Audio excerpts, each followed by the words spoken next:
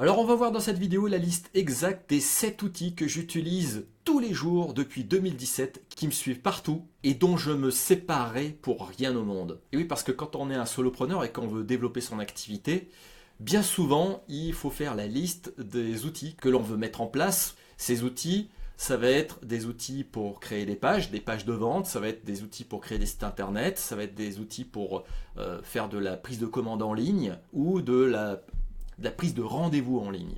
La problématique avec tout ça, c'est que une fois qu'on a fait notre sélection de tous ces outils, il faut se former à tous ces outils pour pouvoir bien les utiliser et bien les maîtriser. Une fois qu'on a réussi à bien les comprendre, il faut les raccorder pour qu'ils puissent communiquer tous ensemble afin de faire gagner un temps de dingue. Tout ça prend énormément de temps par rapport à tout ce qui est expliqué sur Internet et qui n'est pas dit dans les petites lignes. Eh bien, c'est très chronophage et surtout, ça coûte beaucoup d'argent. Voilà pourquoi j'ai pris l'exact contre-pied de tout ce qui se fait sur Internet en choisissant de centraliser tous ces outils au même endroit. C'est ce que je vais vous montrer dans cette vidéo avec la liste exacte des 7 outils que j'utilise dans mon site WordPress.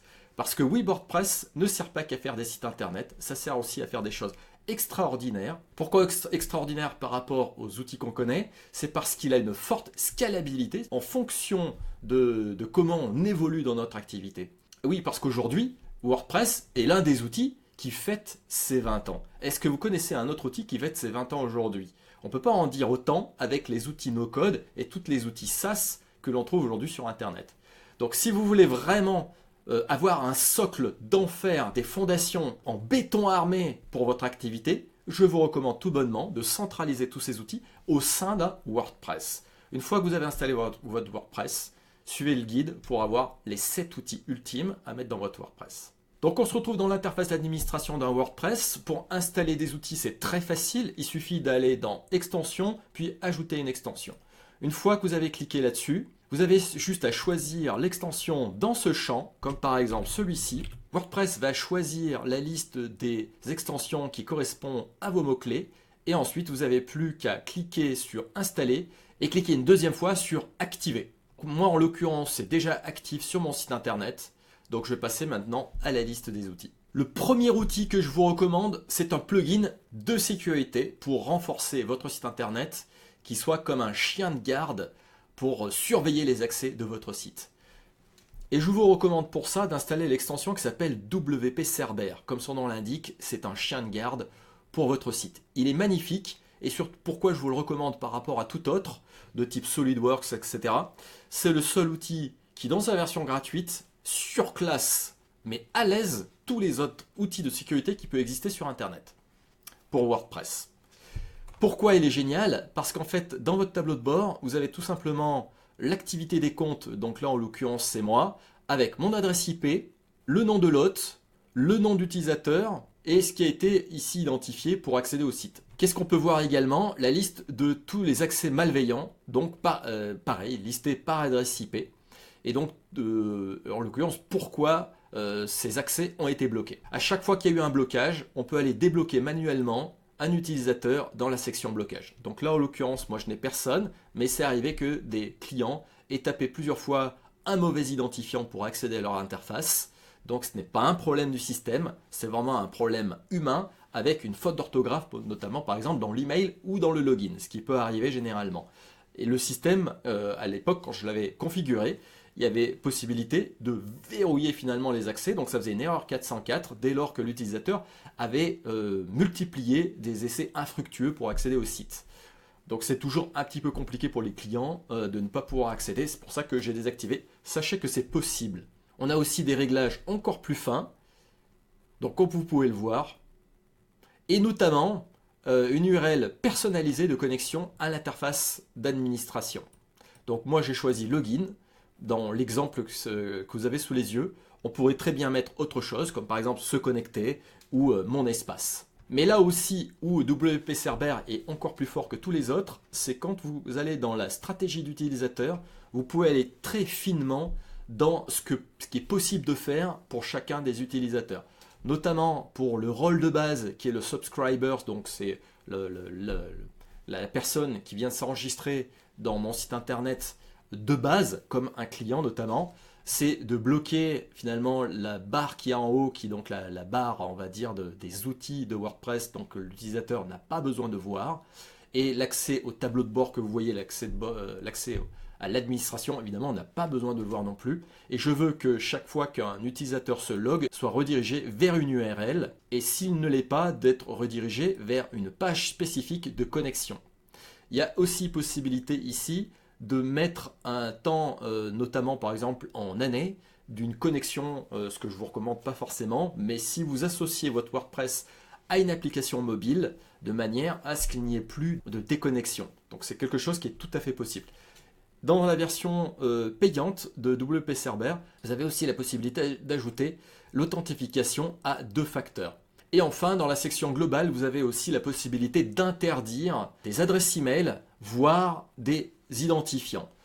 Avec des requêtes un peu spécifiques, comme celle-ci, vous pouvez interdire les petits malins, les petits hackers, de créer divers comptes avec l'astuce notamment du plus dans les adresses email. Et enfin, cerise sur le gâteau, vous avez aussi la possibilité de protéger vos formulaires de votre site internet avec le reCAPTCHA. Donc tout est intégré avec ce plugin que je trouve absolument formidable. En 6e position, je vous propose l'extension qui s'appelle Google Sitekit.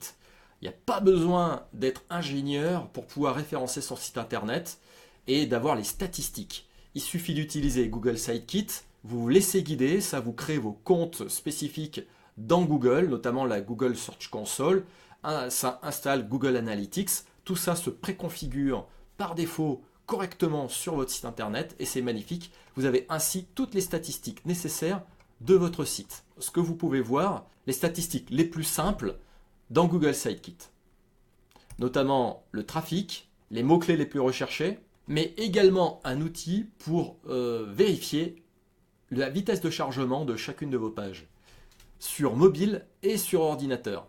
Donc je vais mettre ma tête de l'autre côté pour se rendre compte que à chaque fois, donc dès que c'est dans le vert, on a des temps de chargement qui sont absolument excellents pour mon site internet, donc j'en suis ravi. Par contre, ça mériterait d'être optimisé, par exemple pour la version mobile. Grâce à ça, on peut se rendre compte vers quoi on pourrait tendre pour améliorer un petit peu tout ça. Donc ce qu'il y a de plus fort aussi dans Google Sitekit, c'est qu'il n'y a pas besoin de code spécifique à mettre dans les meta tags, etc. pour pouvoir identifier le site et l'associer avec Google. Et vous avez aussi la possibilité dans les paramètres d'associer d'autres produits de Google comme Tag Manager, Ads ou Google AdSense. Avoir les statistiques pour notre site internet, c'est vraiment chouette, mais le mieux, c'est pouvoir optimiser chacune de nos pages en référencement. C'est pour ça que nous allons voir notre 5e outil qui s'appelle RankMath. RankMath, une fois installé, est vraiment cool. Il est assez léger à installer sur notre site internet et il se présente sous un aspect un peu modulaire avec différents blocs que l'on va pouvoir activer ou non. Par exemple, la surveillance 404, donc de savoir s'il y a des liens qui sont rompus sur notre site internet. Utiliser l'intelligence artificielle pour améliorer le référencement de nos articles ou de nos pages. L'associer avec différents autres plugins. Avoir un référencement spécifique pour les images. Avoir un référencement spécifique en local. Pourquoi pas un compteur de liens également. Bref, beaucoup de petites choses vraiment sympathiques comme également redirection. Ce qui évite d'ajouter une extension supplémentaire dédiée à la redirection. C'est directement intégré à RankMath. Ça évite les outils redondants. RankMath est vraiment cool et surtout il nous accompagne également dans l'amélioration du référencement de chacune de nos pages ou chacun de nos articles, notamment avec un score. En cliquant ici sur le score, nous avons déjà 22 sur 100. Donc en cliquant dessus, il nous propose des améliorations donc sous forme de bullet point. En gros, si on a des croix, c'est que c'est pas bon. Si c'est vert, c'est que c'est OK. Et il nous explique en fait ce qu'il faut faire à chaque fois. Donc dès qu'on améliore le contenu de notre page, le bullet point, la petite croix se transforme en vert et on est opérationnel. Dès qu'on dépasse les 70%, on peut considérer qu'on a une page qui est déjà bien indexée. Ce qu'il y a de top aussi, c'est l'amélioration de l'aperçu social lorsque l'on veut partager notre article. En cliquant sur modifier l'extrait, donc on se rend compte qu'on peut modifier évidemment le métatitre, le permalien, la métadescription, mais également l'aperçu social, notamment sur Facebook ou X. en changeant pourquoi pas l'image, celle qui peut être différente de celle de l'article, mais également le titre et la description. On peut ajouter aussi une superposition d'une miniature, par exemple d'une vidéo, comme on peut le voir ici. Donc ça peut être super cool pour indiquer finalement sur Facebook que vous allez accéder directement à une vidéo. Un outil que j'adore, c'est l'outil de formulaire qui s'appelle FluentForm. C'est notre 4e outil de notre liste. Il est vraiment top pour pouvoir récupérer toutes sortes d'informations pour nos leads. Donc dès lors qu'on met un formulaire finalement sur notre site internet, qu'il s'agisse d'un formulaire de contact, un formulaire de newsletter, ou tout à fait autrement un formulaire beaucoup plus compliqué pour avoir des informations et de la data supplémentaire sur nos leads, nos sujets ou nos prospects, FluentForm est vraiment fait pour vous. L'énorme avantage de FluentForm, c'est que on a la possibilité aussi de le transformer en outil de signature de documents. Donc avec un petit pavé signature, l'utilisateur peut signer, ce qui fait que ça évite d'utiliser des outils de signature payants de type DocuSign, etc. Tout ça est inclus directement dans FluentForm. Comme FluentForm est également modulaire, il y a aussi la possibilité d'ajouter la petite extension dédiée à FluentForm permettant de générer des PDF. Il permet aussi de récupérer des paiements qui soient associés par exemple avec PayPal ou avec Stripe. Vraiment, c'est un outil de formulaire excellent pour WordPress. 3e outil que je vous recommande, c'est FluentBooking. C'est une alternative extrêmement moins chère à un outil de type Calendly. En plus de ça, il est raccordable avec d'autres outils que je vous expliquerai notamment tout à l'heure. Et en plus qu'on peut automatiser. Donc FluentBooking, c'est l'équivalent d'un Calendly, sauf que c'est directement intégré avec votre WordPress. Et tout ça automatisable, sans se prendre la tête. Il n'y a pas besoin de technicité spécifique. On n'a pas besoin de Make ou de Zapier. Tout est intégré dans ton WordPress en quelques clics seulement. Donc vous avez la possibilité de faire un nombre d'agendas finalement ou de calendriers indéfinis. Alors la traduction est un peu pourrave, mais c'est surtout pour vous dire que vous avez la possibilité de faire un nombre indéfini de formulaires de prise de rendez-vous. Donc que ce soit des rendez-vous découverts, des rendez-vous de coaching, de pause de découverte, des rendez-vous en one-to-one ou en équipe, tout ça est disponible dans FluentBooking. Et cerise sur le gâteau, vous avez aussi la possibilité de faire du round robin, la formule qui coûte une fortune chez Calendly. Donc tout ça est hautement paramétrable en mettant par défaut vos disponibilités, ainsi que pourquoi pas d'écarter finalement toutes vos journées où vous êtes occupé ou où vous êtes en vacances. L'outil, lui, se charge du reste. C'est très facile de récupérer l'URL de partage. Donc il suffit de cliquer pourquoi pas sur ce bouton. Et là, vous avez soit le code court, donc c'est un code spécifique à ajouter dans vos pages, ou bien la page d'atterrissage spécifique qui est générée directement par FluentBooking. On n'a pas besoin de code à faire, donc il suffit de regarder à quoi ça ressemble. Voilà, c'est tout simple, sans fioriture, et c'est vraiment propre. Comme je vous disais, FluentBooking est aussi hautement automatisable, notamment avec le second outil de cette liste que je nomme FluentCRM. Donc je vous montre le second outil de cette liste qui s'appelle FluentCRM et qui est l'un de mes préférés sur Internet. Et c'est bien normal parce qu'avec FluentCRM, ça remplace des outils de type GetResponse, MailerLite, pourquoi pas System.io ou tout autre outil qui permet d'envoyer des emails en masse ou à une personne et le tout de manière pas chère et en illimité. C'est pour ça que je vous le recommande. Donc l'outil en lui-même, FluentCRM, va pouvoir, vous allez pouvoir créer des campagnes, créer des emails, bien évidemment créer des automatismes complexes également. Il est raccordable avec des outils de type WooCommerce, avec des outils, d'autres outils de type LearnDash, etc. C'est vraiment un outil extraordinaire qui s'intègre parfaitement dans l'écosystème WordPress. Encore une fois, vous n'avez plus besoin d'outils no-code spécifiques de type Make, etc. pour raccorder avec d'autres outils. Tout est intégré, vous n'avez pas besoin de code, tout se fait automatiquement. Donc cerise sur le gâteau avec FluentCRM, étant donné qu'il est parfaitement intégré, il nous permet de créer des étiquettes par utilisateur, ce qui nous permet finalement d'accorder des droits en fonction de cette étiquette, mais également d'afficher ou pas du contenu sur une page, à condition que l'utilisateur ait cette étiquette ou pas. Et ça rend encore une granularité supplémentaire dans votre environnement ou votre écosystème à base WordPress. Comme je vous disais, vous pouvez faire un nombre indéfini d'automatisation. Ce que j'ai oublié de vous dire aussi, c'est que c'est un outil extrêmement fluide et rapide qui a été parfaitement développé, vraiment bien codé. Je me souviens encore des heures passées avec ActiveCampaign d'une lenteur indéfinie, un illogisme au niveau du parcours client entre une interface qui a changé sur certaines pages et d'autres. Ça enlève, ça gomme tout ça, au moins c'est tout parfaitement interopérable. Comme c'est évidemment le même éditeur finalement, ce que je vous disais comme Fluent Booking, Fluent CRM, Fluent Form, c'est le même éditeur, vous avez à peu près la même interface derrière, donc on n'est pas dépaysé. Lorsque vous voulez créer une automatisation, vous avez plusieurs possibilités, et dès lors que vous créez une automatisation de zéro, vous avez déjà plein de possibilités, notamment avec des déclencheurs WordPress, comme la connexion d'un utilisateur, et donc on va pouvoir journaliser finalement les accès des utilisateurs et faire d'autres opérations derrière, ce qui pourrait être vraiment profitable, par exemple pour les centres de formation qui ont besoin d'avoir des journaux de connexion de tous leurs utilisateurs. Comme je vous disais, il est parfaitement connecté aussi avec l'autre outil Fluent Booking. Dès qu'une réservation a été faite ou annulée, effectuée, etc., ou reportée, à chaque fois, on a des déclencheurs spécifiques. On a d'autres déclencheurs inhérents à WordPress. Lorsque, par exemple, un utilisateur s'inscrit dans votre plateforme pour faire de WordPress votre espace de formation ou votre espace communautaire.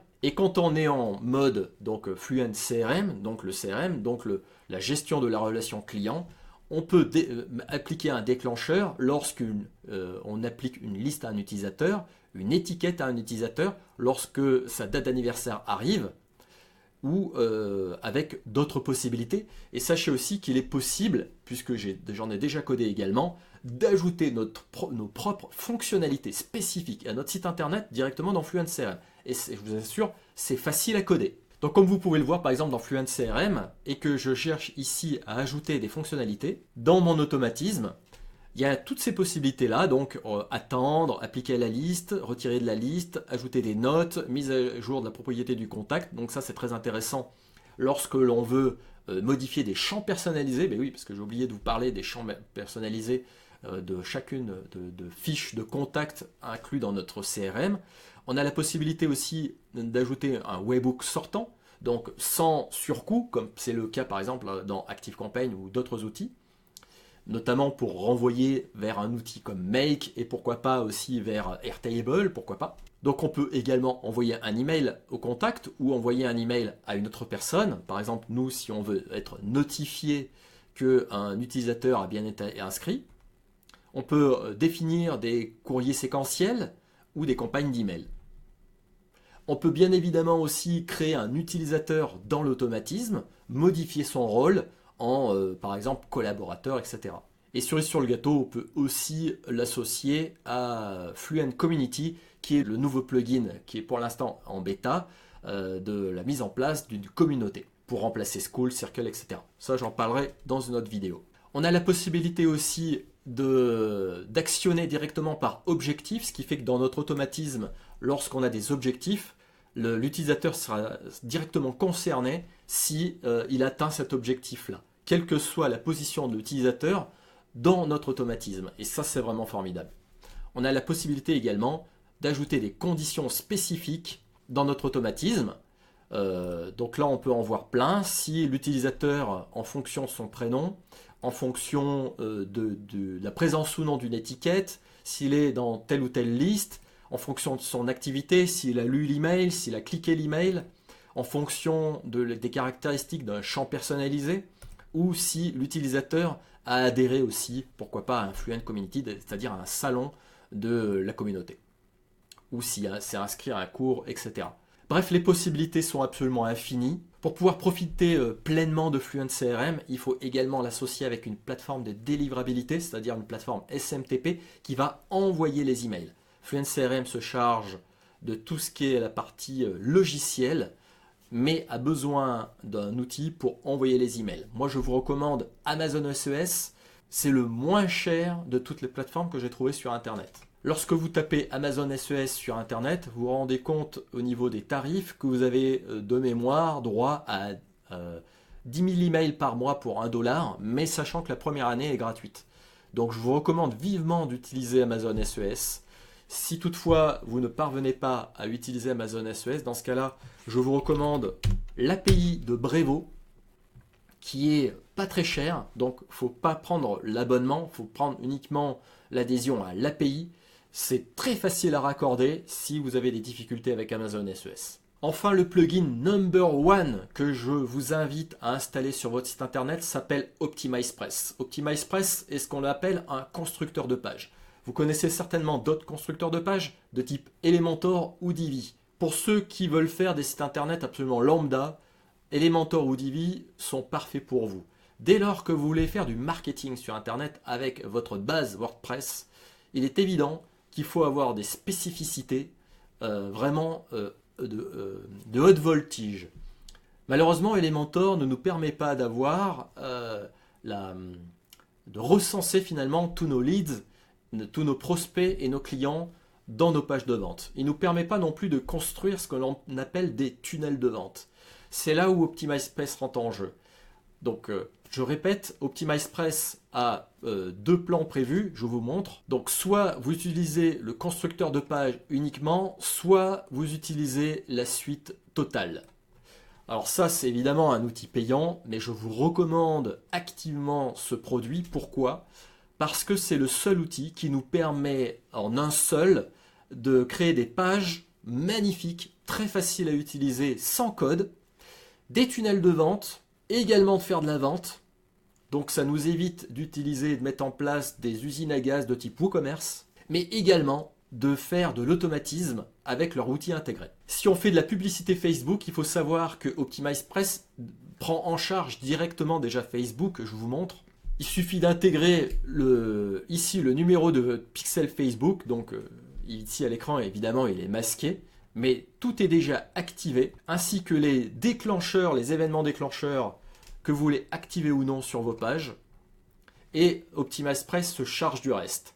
Et ça, c'est vraiment magnifique. Donc encore une fois, vous n'avez pas besoin de code spécifique à mettre dans les champs méta, etc. Vous ne prenez pas la tête, vous avez juste à utiliser cet outil, il se charge du reste.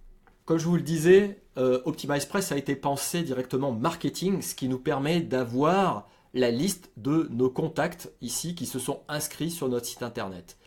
Bien évidemment, tous ces contacts avec les autres plugins que je vous ai recommandés peuvent être automatisés dans votre CRM. Maintenant, j'aimerais vous montrer à quoi ressemble l'éditeur de page. Franchement, il n'a pas à rougir à côté des outils de type Webflow, etc. C'est un outil absolument magnifique. Je vous le recommande encore une fois parce que tout est simple et surtout, on peut travailler en plein écran sur notre page. Et moi, ça, j'adore. Donc en fait, là par exemple, j'ai construit cette page-là sans une seule ligne de code. D'accord ? Donc tous les outils sont à portée de main. Si vous utilisez des plateformes de type System.io, vous ne vous rendez pas compte à quel point ça peut soulager votre vie.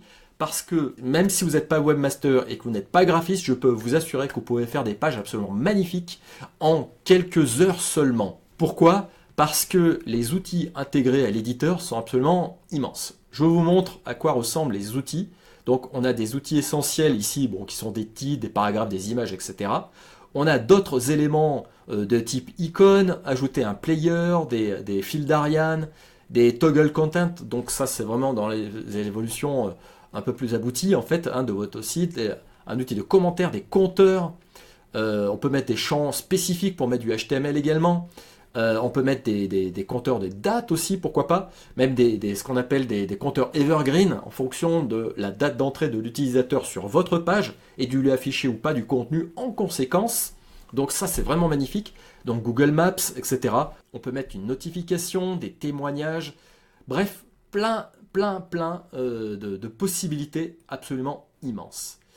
Mais au-delà de ça, même si on n'est pas graphiste, on a aussi la possibilité d'utiliser des blocs préfabriqués, et c'est ça aussi qui est génial, et qu'on n'a pas besoin d'être graphiste pour créer notre page, c'est tout simplement d'utiliser les sections préfabriquées par OptimizePress et les équipes d'OptimizePress. Donc là, il suffit de choisir finalement si on veut des éléments sur fond clair ou sur fond sombre, comme on peut le voir, et ensuite de les sélectionner et de les glisser dans notre page. Voilà, c'est aussi simple que ça. Ensuite, il suffit d'éditer notre texte. nos éléments, etc. Donc à chaque fois qu'on sélectionne un élément, on a une palette qui s'affiche, qui peut paraître dense au premier abord, avec les options simples lorsque l'on débute, jusqu'aux fonctions avancées ici avec le petit triangle, qui nous permet d'aller plus profondément dans les fonctionnalités de notre bloc. Je pense par exemple aux marges qui sont ici où on peut les sélectionner directement. C'est vrai que si vous utilisez Elementor, ça va vous changer la vie tellement ça vous paraît encore plus simple. Bien évidemment, on peut également mettre en gras, on peut enrichir avec de l'italique, etc. Mais on a la possibilité aussi de faire ce qu'on appelle des éléments dynamiques suivant des éléments de la base de données. Je m'explique. En cliquant ici, par exemple, je peux choisir quel élément je veux afficher. Par exemple, une date dynamique ou une date spécifique ou la date du post, etc. Par exemple, on pourrait mettre ici le nom de l'auteur de l'article, si on veut créer des choses un petit peu dynamiques de cet acabit. Notamment, pourquoi pas, si c'est une page spécifique dédiée à un utilisateur. Par exemple, là, on pourrait dire « Bonjour ». Donc là, il s'agirait de prénom. Donc on pourrait surligner prénom et mettre ici, finalement, WordPress et le current username. Ce qui nous fait « Bonjour Laurent ». Voilà. Moi, je trouve ces fonctionnalités absolument magiques. Sachez aussi qu'il est possible de faire ce qu'ils appellent des éléments globaux, c'est-à-dire à partir du moment où vous avez un outil, un bloc récurrent que vous allez utiliser sur plusieurs pages, je pense notamment au menu de navigation, vous le créez finalement comme ceci en élément global, et dès lors, vous pouvez l'utiliser dynamiquement dans chacune de vos pages. Si vous le modifiez une fois, il sera modifié naturellement sur toutes vos pages. Ça évite de remanipuler chacune de vos pages. C'est absolument magique. Donc comme vous pouvez le voir, j'ai créé cette page-là entièrement avec OptimizePress. L'avantage pour moi, c'est que je ne suis pas parti de zéro, justement, avec les sections spécifiques. J'ai juste eu à choisir dans la liste, parmi des éléments, alors certes c'est en anglais, mais c'est très facile à comprendre, comme par exemple des appels à l'action qui est ici, en choisissant par exemple celui-ci. Voilà. Et là, il suffit finalement que je modifie la couleur par rapport aux couleurs de ma ligne graphique. Notamment, pourquoi pas, avec cette palette et en choisissant la couleur or ou parme qui convient à mon site internet. Mais le plus puissant d'OptimizePress, c'est ce que je vous expliquais, c'est la fonctionnalité funnel, c'est-à-dire tunnel de vente. Je vous montre à quoi ça ressemble. Lorsque l'on va dans un tunnel de vente, sachez que vous pouvez en faire un nombre indéfini, bien évidemment, et vous pouvez créer un nombre d'étapes indéfini également dans votre tunnel de vente. Par exemple, la première page s'appellera, pourquoi pas, découverte, etc. Et donc, vous ferez promener votre utilisateur dans chacune des étapes de votre tunnel. Comme vous pouvez le voir, l'aspect tunnel est graphique. C'est tout de suite facile finalement à comprendre, d'autant plus qu'on peut avoir les statistiques ici en temps réel et de vérifier également l'aperçu, donc en prévisualisant la page.